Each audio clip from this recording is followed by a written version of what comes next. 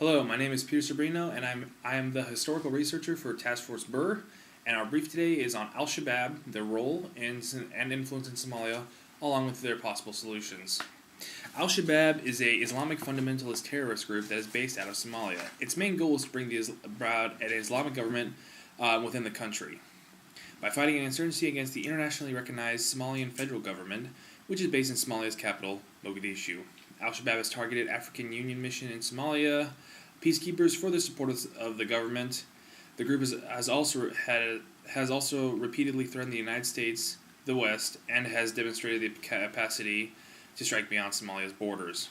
According to the National Counterterrorism Center, Al-Shabaab is a clan-based organization, and while it has ties to Al-Qaeda, the lower tiers of the group, much like the Taliban, are more concerned with maintaining their control over Somalia rather than expand their influence past its borders.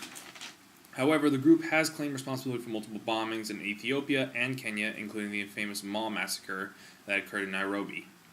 Al-Shabaab is the militant wing of the Somalian Council of Islamic Courts that took over most of southern Somalia in the second half of 2006, defeating the local warlords and imposing their own Islamic-based rule. Although the Somalian government and the Ethiopian forces defeated the group in a 2-week war between December 2006 and 2007, Al-Shabaab has continued its violent insurgency in southern and central Somalia. The group has fractured due to infighting between the clans and whether or not to join with Al-Qaeda, as most of the members do not care about anything outside of Somalia itself. While the group has splintered and has been ground down through constant warfare and efforts of the African Union, it still remains a powerful and dangerous faction in Somalia. Yeah. Hello, my name is Christian Militante, and I'm an assistant leader for the Team Burr of Somalia. I will be briefly discussing the power structures of Somalia. Since President Siad Barre fled in 1991, Somalia has held no central government to uphold the rule of law.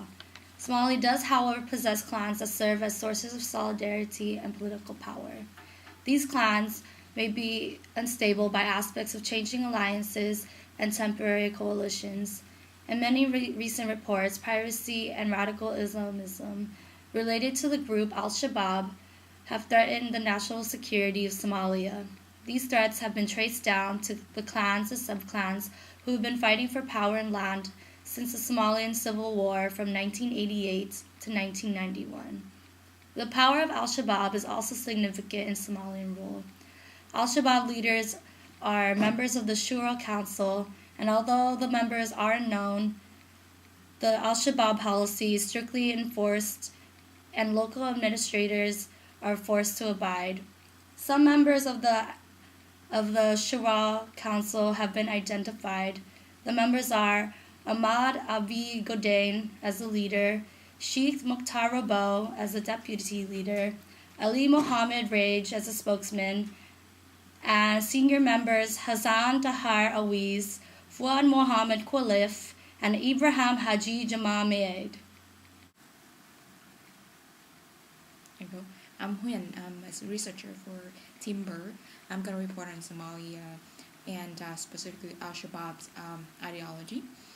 Now, after the collapse of the government in 1991, Sharia courts, aided by businessmen desiring an orderly commercial business environment, they became the main judicial system and involved to provide education, healthcare, and police services, attempting to restore civil order after years of violent anarchy in the countries.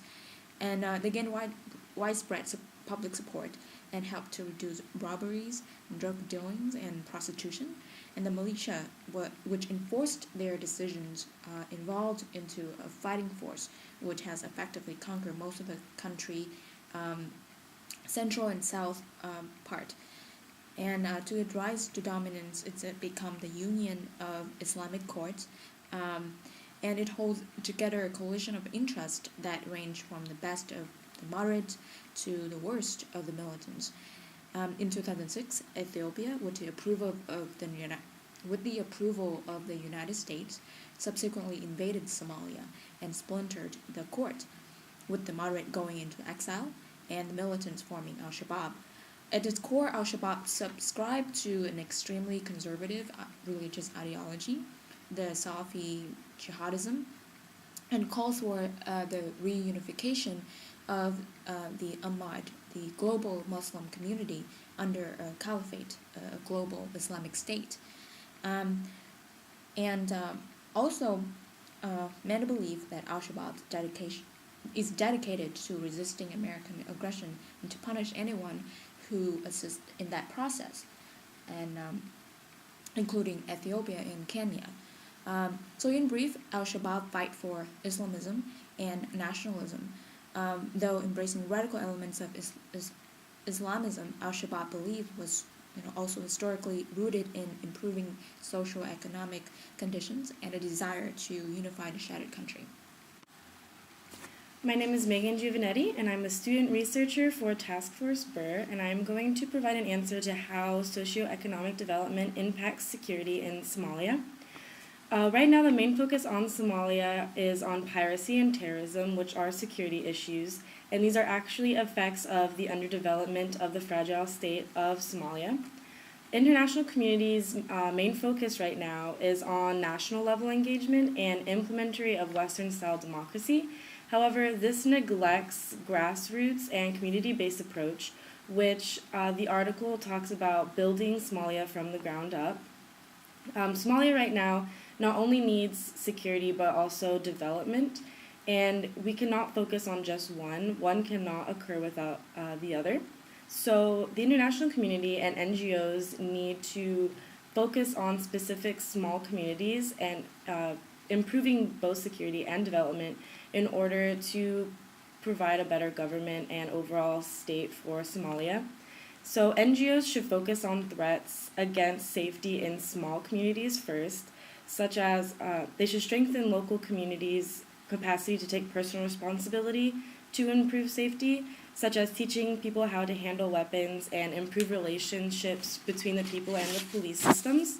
And simultaneously, NGOs should help improve living conditions by helping build necessary infrastructures and helping the society itself define and decide its own needs and how they should be handled.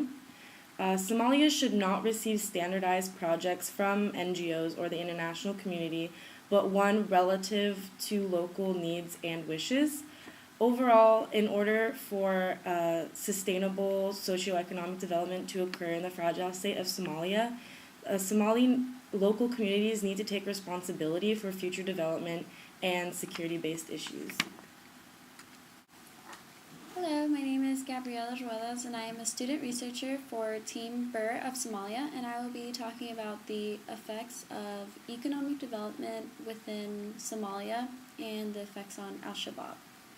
In my opinion, I think economic development will not solve the problem within Somalia, but it will weaken Al-Shabaab. As the African Union continues to fight against this terrorist group, economic development would enhance the chances of them gaining support from the Somali people themselves.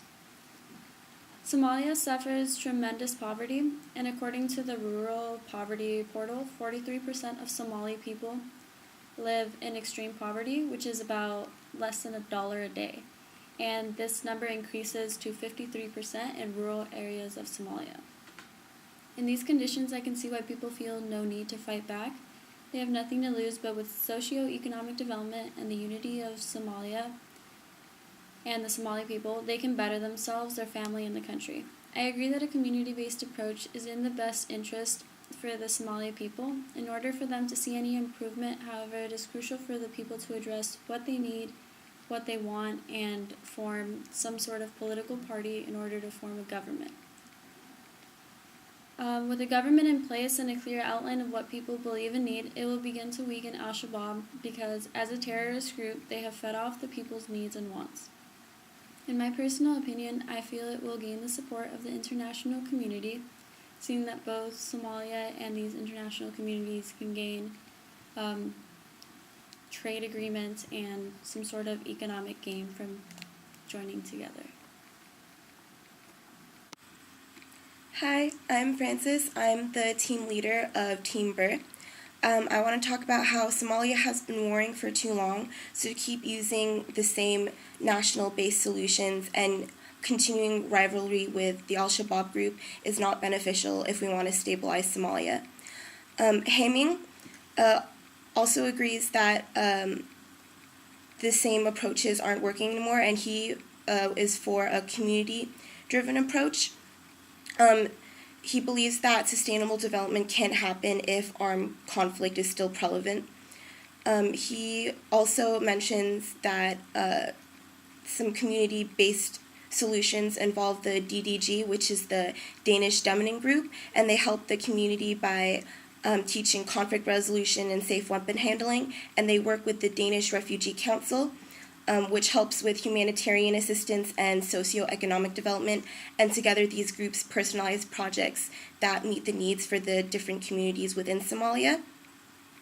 Also, I want to reference Dr. Aferi Abdi Elmi and Abdi Ante, who offer another solution, which is negotiating with the Al-Shabaab, because they believe that civil wars can't end unless there is either a victory or a negotiation.